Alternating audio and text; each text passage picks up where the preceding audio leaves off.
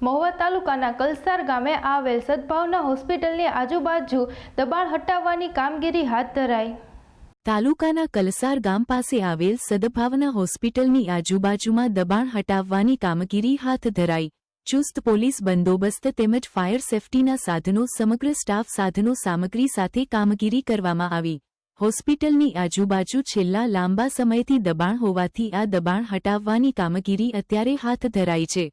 દબાણ હટાવવાની કામગીરી દરમિયાન જે વ્યક્તિનું દબાણ હટાવતા હતા એ જ પરિવારના એક મહિલા આત્મહત્યાનો પ્રયાસ કર્યો હતો।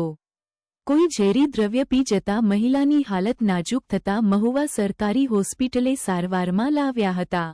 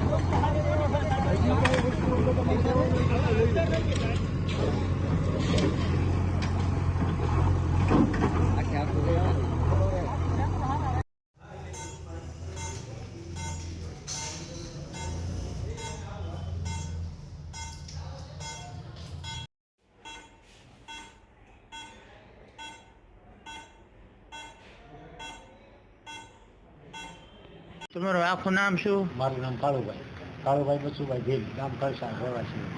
હું બનાવીને આ ડેમ્બ્યુલેશન વાળા આવ્યા અમારા કનુભાઈ કલસારિયાથી કહેવાથી નોટિસ અમને પહેલાં આપી, નોટિસ આપી એટલે અમને કીધું કે ભાઈ અમારે ખાલી કરી દેવું છે, અમારે ગામના બધા પાડતા હોય છે, અમારી ખાલી કરી દેવું બરોબર, અમારે ક્યાં રહેવું છે, પણ તમે અમને જ પરેશાન કેમ કરો છો? એટલે અમને જ નોટિસ આપો। પછી બંદોબસ્ત આવ્યા પોલીસ પહેલી ફેરી આવ્યા હતા, પછી હવે ગયા આપણી પાછા આવ્યા, અમે પતરા ઉતારી લીધા, બધું કરી લીધું, 2 મકાન ઢાંકેલા છે, 2 મકાન બનાવેલા છે, ખેતમજૂરી કરીએ છીએ, બહાર રળવા રહીએ છીએ, ઘેરે અમે ખાઈએ છીએ, 10 જણા છીએ અમે સજ્જ બધા, નાના મોટો બધા। કયા વિસ્તારમાં રહ્યો? આપણે સદભાવના હોસ્પિટલ બાજુમાં કલસાર। પછી પાડ્યું કે પાડતા હતા એ બધું કરતા હતા દીધી, અમારા ઘરના દવા પી ગયા, પછી અમે લઈને લઈ આવ્યા દવાખાને। પેલા સરકારીમાં ગયા, એ કે તમારે જ્યાં તમારે લઈ જાવ લઈ જવું છે, ભાવનગર લઈ જાવ, મોવા લઈ જાવ, ઓલા તમારે પ્રાઇવેટમાં લઈ જાવ કે સરકારીમાં લઈ જાવ, જવું અમે કીધું કે અમારે પ્રાઇવેટમાં લઈ જવું છે, સાહેબને તમે અહીંયા લઈ જાવ।